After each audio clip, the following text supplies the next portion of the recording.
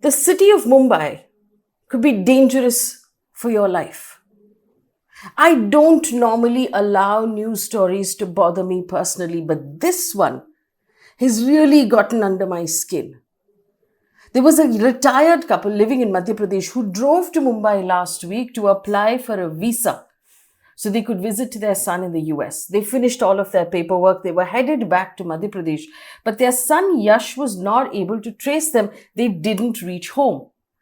He did a lot to call them, to trace them. He called his friends. He called their friends. They went back to the guest house. They were looking for them, but they couldn't find them. He then, from the US, with the help of friends, filed a missing persons complaint with the Mumbai police, used their cell phone to trace their location, and they were found to be under the hoarding that had collapsed in Mumbai on Monday because of heavy winds. Remember, that hoarding was completely illegal. This couple had incidentally finished all of their work in Mumbai. They were on their way back to Madhya Pradesh. They were driving out.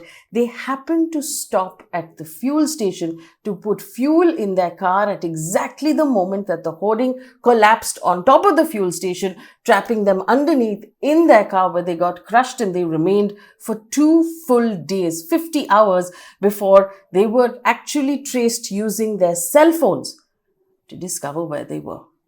They were going about their day.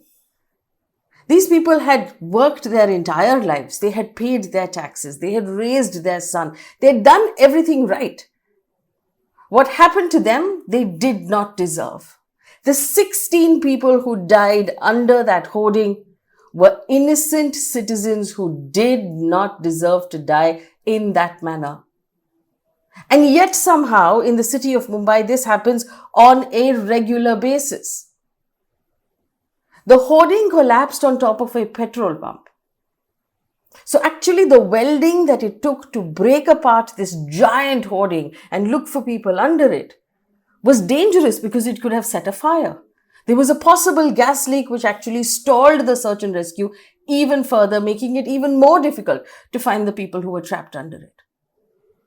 It took more than 50 hours to find the bodies of these 2 individuals, the photographs of whom you see on your screen. But where is the remorse from our governments? In those 2 days that it took to find these people, to even realize that they were missing, while those bodies were still trapped under that hoarding, the Prime Minister, the Chief Minister, the Deputy Chief Minister were holding a rally, a roadshow in Ghatkopar, in the very neighborhood in which this had happened. There was no mention of the incident, no condolence for the families of those who lost loved ones. No remorse showed for the corruption that caused the incident. The fact that there was a hoarding that was 10 times the size that was permitted, standing for 2 years, and nobody noticed, nobody saw it. The fact that according to India today, the pillars for that hoarding were only about 4 or 5 feet underground, which means that it just did not have the foundation to hold up against heavy wind. And nobody checked, nobody saw. Nobody cares. Who paid the price? The 16 people who lost their lives, the 70 odd people who are in hospital because they got injured. Who cares? Certainly not the government. Certainly not the BMC. Certainly not anybody in power, because in the city of Mumbai that pays among the highest taxes in this country, the tax we pay on fuel is higher than anywhere else in the country. The actual property tax that you pay in Mumbai is higher than anywhere else in the country, which means that EMIs are higher, rent is higher, everything is higher in this city. You know what is lower? The value for life. On a regular basis, in my career, I have brought you stories of people who have died for absolutely avoidable reasons, for things that they had not done, they did not deserve. Let me take you back a little bit.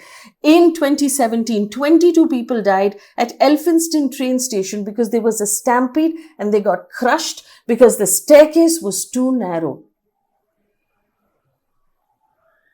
Since then, the government changed the name of the station. During the floods in Mumbai in 2005, 1,095 people died.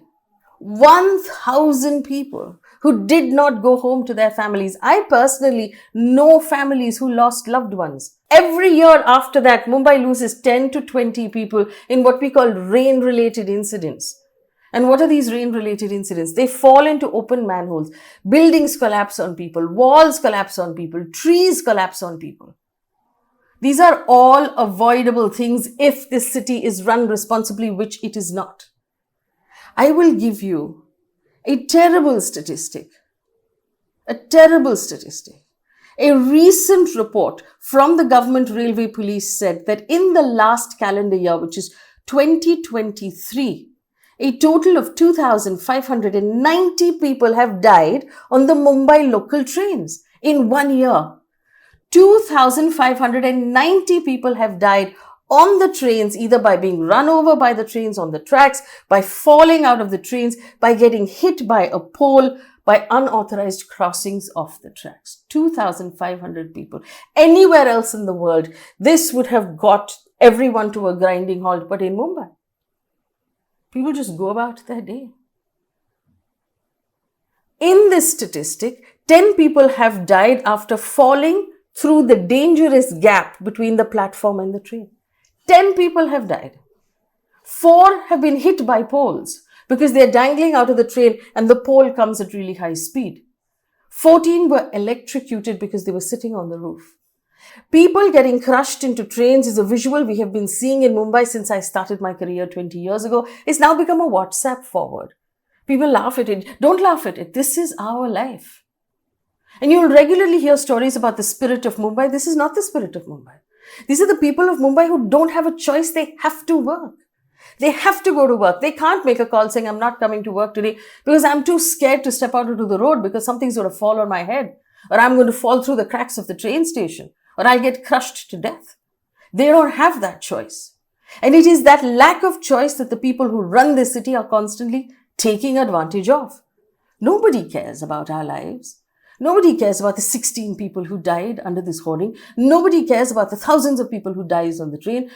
Nobody cares about us. They care about our taxes. They care about the enormous amounts of money they make when they run this city, but nobody cares about us. It's time we made them stop.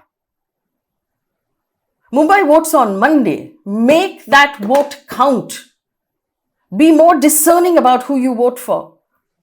Look for corruption. Look for cases against people. Look for education qualification. Look around you. Find out who's responsible for your road. Find out who's responsible for your trains. That is the duty we owe to ourselves because nobody else will take care of us. I made a list of all of the things that have happened to the citizens of Mumbai. Trees falling on them, people falling off bikes onto potholes, getting run over by trucks, open manholes, open drains, toddlers falling into drains, flyovers collapsing, hoardings collapsing, unsafe buildings, unsafe walls, drains, manholes, gutters. All avoidable deaths. The people who have to avoid this are you and me, who have to be more discerning about who we vote for and demand better from the people who are constantly making money of our deaths and of our lives.